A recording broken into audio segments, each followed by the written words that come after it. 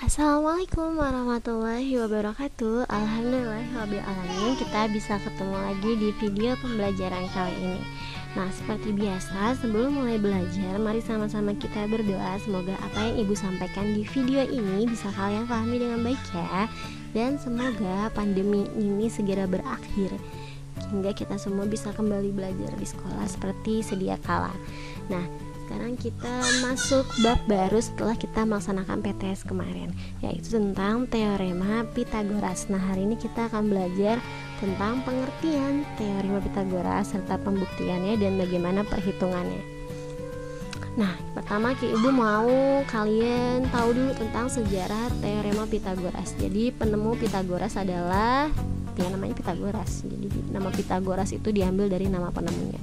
Bahasa Yunaninya ini nih ya, nggak tahu cara bacanya gimana. Nah, Pitagoras ini lahir pada tahun 570 sebelum Masehi di Pulau Samos di daerah Ionia. Nah, beliau itu adalah seorang matematikawan dan filsuf Yunani yang paling dikenal melalui teoremanya. Dia juga dikenal sebagai bapak bilangan. Nah, fakta di dalam teorema ini adalah sebenarnya telah banyak diketahui sebelum lahirnya Pitagoras. Contoh buktinya adalah adanya piramida di Mesir. Nah, sebenarnya si orang Mesir itu bisa membuat piramida dengan sempurna di setiap sudutnya. Itu kan piramida itu bentuknya dari kumpulan segitiga kan. Itu sebenarnya menggunakan perhitungan Pitagoras. Nah, tapi tetap si teorema ini dikreditkan kepada Pitagoras. Kenapa? Karena Pitagoras adalah orang pertama yang bisa membuktikan tentang teorema ini secara matematis. Jadi sebenarnya sebelum Pitagoras lahir itu sudah ditemukan perhitungan ini. Nah, tapi tidak ada yang bisa membuktikan secara matematis. Jadi cuma tahu aja nih, oh pasti kayak gini nih perhitungannya, tapi tidak bisa membuktikan kenapa bisa terjadi perhitungan yang seperti itu. Nah, selain Pitagoras, ada ilmuwan muslim juga, namanya adalah Sabit bin Qur'ah. Nah, Sabit bin Qur'ah ini redefining teorema Pitagoras atau menulis kembali tentang teorema Pitagoras. Nah, dia membuat buku namanya Sabit ibn Qur'ah and Pythagorean Theorem Robert's Loming. Nah, Sabit bin Qur'ah ini diakui sebagai salah satu ilmuwan terbesar di zaman tersebut, meski tidak semua karyanya dikenal luas. Nah, penjelasan Sabit terhadap teorema Pitagoras diakui sebagai karya yang elegan dan sempurna. Jadi sebenarnya banyak banget orang yang membahas tentang teorema Pitagoras ini, dan banyak banget orang yang membuat pembuktiannya. Bahkan ada salah satu mantan presiden Amerika juga yang ikut membuktikan teorema Pitagoras ini. Nah, si Sabit bin Qur'ah ini membedah hingga detail dan menyamakan pemahaman teorema Pitagoras sehingga tak ada lagi bias pengertian. Gitu. Jadi diakui yang paling elegan dan sempurna. Nah, pengertian Pitagoras secara umum. Jadi jika sebuah segitiga memiliki sudut siku-siku, artinya segitiga siku-siku ya. Jadi Pitagoras ini berhubungan sama segitiga siku-siku. Dan setiap sisi segitiga itu dibuat sebuah persegi, maka luas persegi terbesar sama dengan penjumlahan luas persegi lainnya. Jadi kalau kita buat segitiga nih, terus setiap sisinya kita buat persegi. Kan kalau persegi itu harus sama ya. Jadi karena ini 5, ke atasnya juga 5, jadi persegi. Yang ini 3, ke atasnya juga 3 persegi. Yang ini 4, ke atasnya juga 4 persegi. Jadi setiap sisinya dibuat persegi, maka penjumlahan luas persegi lainnya sama-sama kayak luas persegi yang terbesar. Nah, dibuat perhitungannya. Nah, ini kan 5 kali 5, 25, 4 kali 4, 15, 3 kali 3, 9. Nah, luas persegi terbesar adalah 25. Sama dengan penjumlahan luas persegi lainnya. Berarti 16 tambah 9 berapa? 25 juga kan? Nah, ini pengertian dari teorema Pitagoras, yaitu jumlah luas persegi lainnya sama kayak luas persegi terbesar. Nah, ini kan pangkat ya. Jadi jumlah pangkat kedua perseginya sama kayak pangkat persegi yang terbesar. Nah, karena tadi ini 4, berarti kan 4 pangkat 2 ditambah 3 pangkat 2 sama aja kayak 5 pangkat 2 kan. Nah, untuk sisi miring atau hipotenusa, jadi ini sisi miring itu adalah sisi yang paling besar dari si segitiga siku-siku, hipotenusa. Nah, atau sisi miring itu juga bisa dilihat dari sudutnya. Misalkan ini sudut siku-sikunya di sini nih, maka sisi miring adalah sudut yang di hadapan sudut siku-siku, yaitu yang sisinya 5. Nah, berlaku bahwa 5 pangkat 2 sama dengan 4 pangkat 2 ditambah sama 3 pangkat 2 gitu. Jadi untuk mencari sisi miring adalah menjumlahkan kedua sisi yang lainnya. Nah, untuk sisi selain sisi miring, maka sisi miringnya dikurang sama sisi yang lainnya. Jadi kalau misalnya A itu sama dengan C pangkat 2 sisi miring dikurang sisi lainnya. Nah, untuk mencari B berarti sisi miring dikurang sama sisi A gitu. Jadi kalau untuk sisi miring ditambah sisi yang lainnya. Tapi untuk mencari sisi miring, maka sisi miringnya dikurang sama sisi yang lainnya. Nah, sisi miring itu adalah angka terbesar atau sudut yang letaknya di depan sudut siku-siku. Nah, ini ada video yang dibuat sama Beau Johnson. Nah, ini kumpulan pembuktian teorema Pythagoras dalam 1 menit. Nah, ini cukup kalian tahu aja, cukup disimak, tidak perlu terlalu difahami. Bagus ya ini. Jadi dia membuat 6 pembuktian dalam satu video. Nah, ini yang tadi udah dijelasin, yang paling sederhana. Jadi kalau misalnya ukurannya berubah, ikut berubah gitu.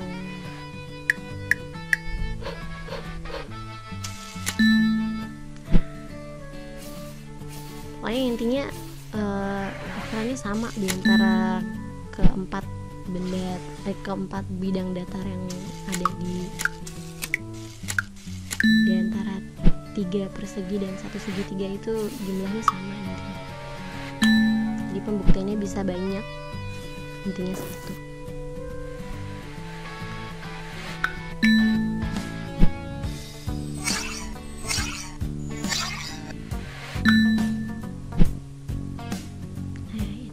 Beberapa pembuktian tentang teorema Pythagoras dalam waktu 1 menit dibuat sama si Beau Johnson. Itu keren sih videonya, jadi visualnya dapet. Nah, ini kita bahas tentang pengertian sisi miring atau hipotenusa. Nah, banyak kesalahan yang terjadi adalah bahwa kalau anak-anak itu tidak bisa membedakan mana sisi miring karena mereka menganggap bahwa sisi miring itu adalah sisi yang digambarnya paling miring.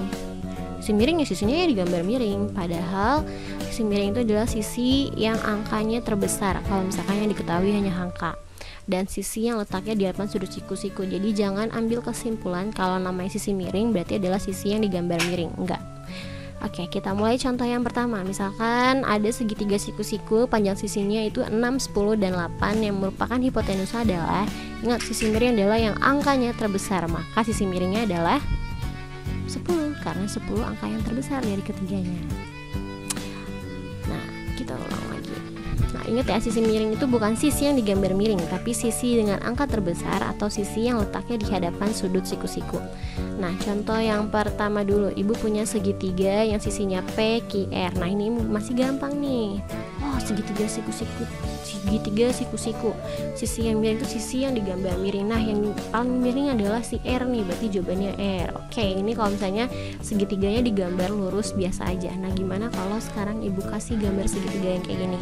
Kalau kalian memahami pengertian sisi miring itu adalah sisi yang digambar miring, dari gambar ini yang tergambar miring adalah Z sama X. Wah, ini bukan segitiga siku-siku nih berarti nih. Oh, sisi miringnya ada 2. No. Nah, sekarang kita lihat sudut yang ini, dia bukan sudut siku-siku. Sudut yang ini bukan sudut siku-siku. Nah, tapi ini adalah sudut siku-siku nih. Nah, sisi yang dihadapkan sudut siku-siku adalah Y, maka sisi miringnya adalah Y gitu. Jadi sisi miring bukanlah sisi yang digambar miring, tapi sisi yang letaknya di hadapan sudut siku-siku. Sekarang segitiga yang selanjutnya. Nah, ini segitiganya digambarnya miring semua nih. Ini miring, ini miring, ini miring, gak ada yang lurus nih segitiganya. Segitiga apa nih? Tenang, kita lihat mana sudut siku.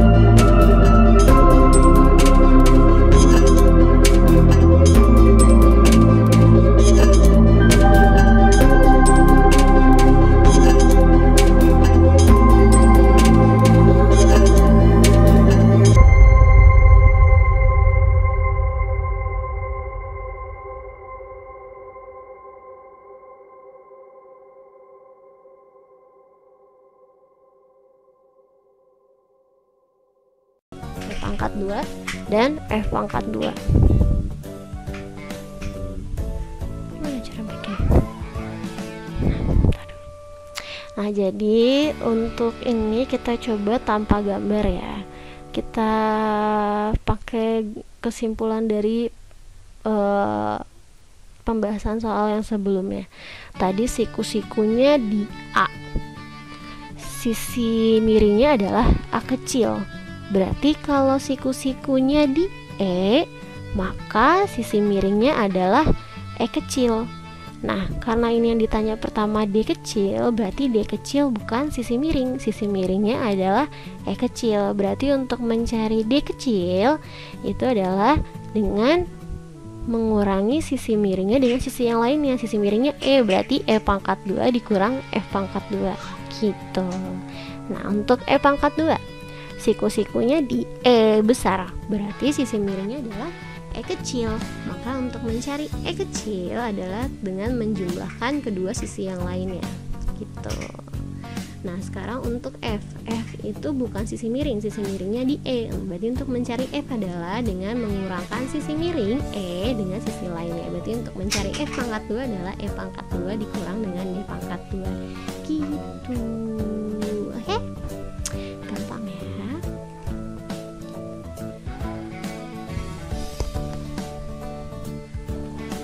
Sekarang kita lanjut ke contoh soal yang berhubungan dengan teorema Pythagoras. Jadi sekarang ini ada sebuah segitiga, sisi yang 1 12, ada 13, dan ada yang X. Berarti yang X itu belum diketahui ya. Nah, pertanyaannya berapa nilai X? Nah, sekarang kita lihat dulu nih, sisi miringnya ada di mana. Ini kan segitiga siku-siku, siku-sikunya di sini kan, di sebelah sini siku-siku ketebalan kayaknya.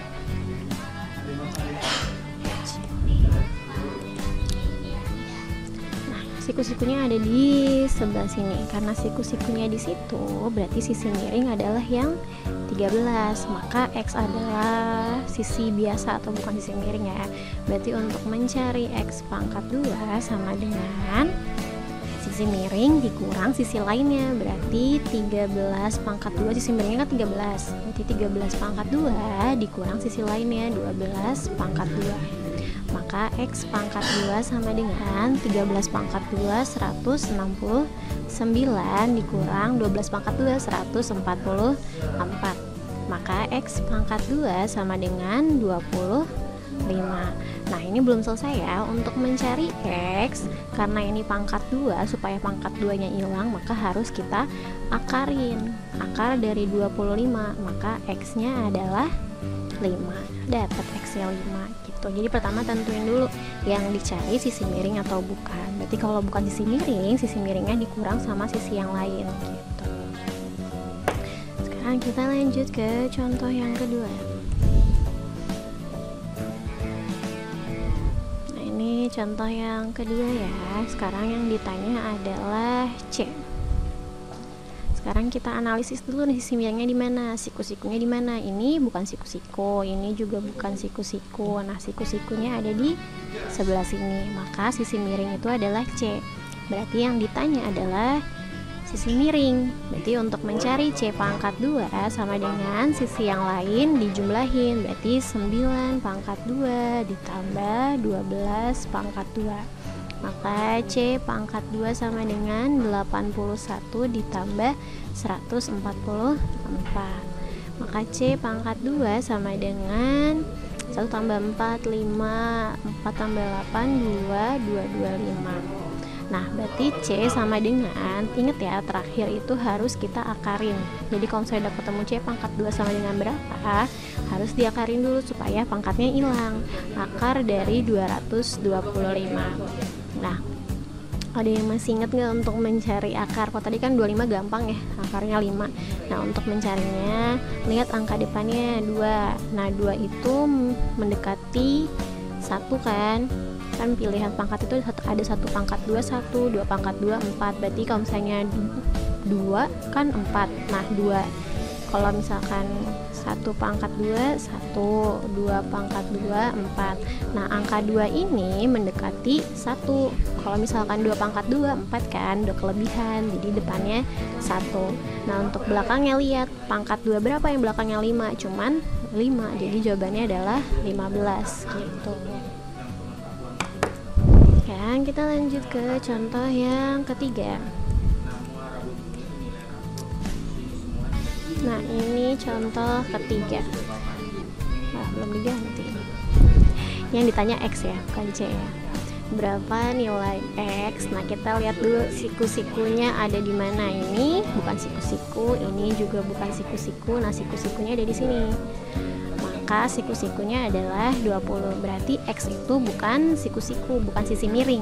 X itu berarti bukan sisi miring, berarti sisi miringnya adalah 20 kan. Berarti untuk mencari X pangkat 2, sisi miring dikurang sisi lainnya, yaitu 20 pangkat 2 dikurang 5 pangkat 2. Maka X pangkat 2 sama dengan 20 pangkat 2, 400 dikurang 25.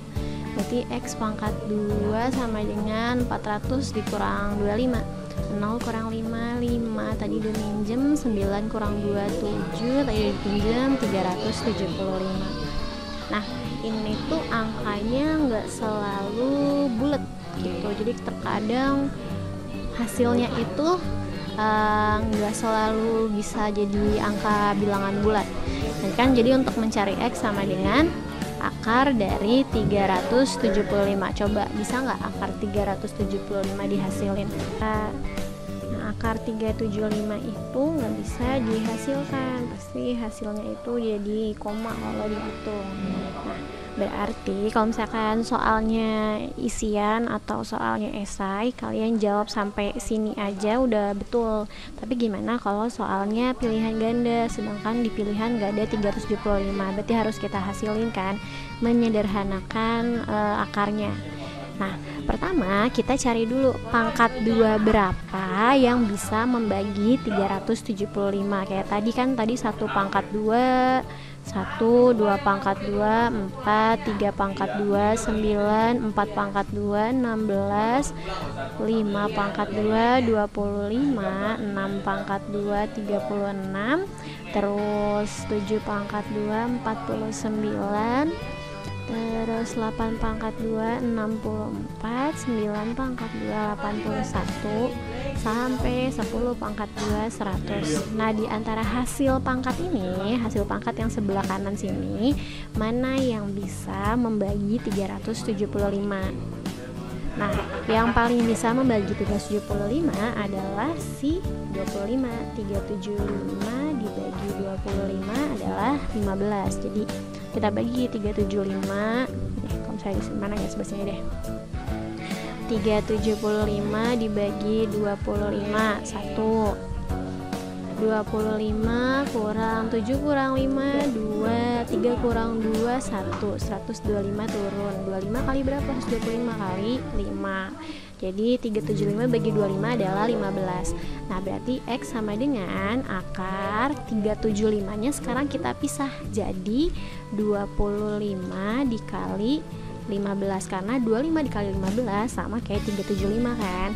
Nah, maka X sama dengan akar 25 kita hasilin. Akar 25 adalah 5. Nah, 15-nya yang nggak bisa diakarin, tinggal ini dalam akar sendirian. Jadi hasilnya adalah 5 akar 15 gitu. Jadi ini untuk menghitung kalau misalkan hasil akarnya itu tidak bilangan bulat, jadi masih ada akar yang tersisa. Itu adalah pertama kita cari diantara pangkat 2 berapa yang bisa membagi angka tersebut. Nanti kalau udah ketemu tinggal kita pecah jadi berapa kali berapa gitu ya. Nah, ini untuk latihan soalnya 3 nomor dulu.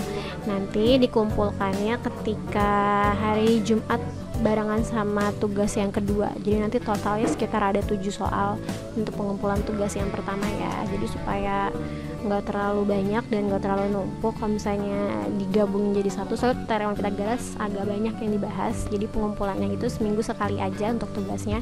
Jadi ini dikumpulkan di hari Jumat di pertemuan kedua teorema Pitagoras. Oke, Ibu tunggu untuk pengumpulan tugasnya. Wabillahi taufiq wal hidayah. Wassalamualaikum warahmatullahi wabarakatuh.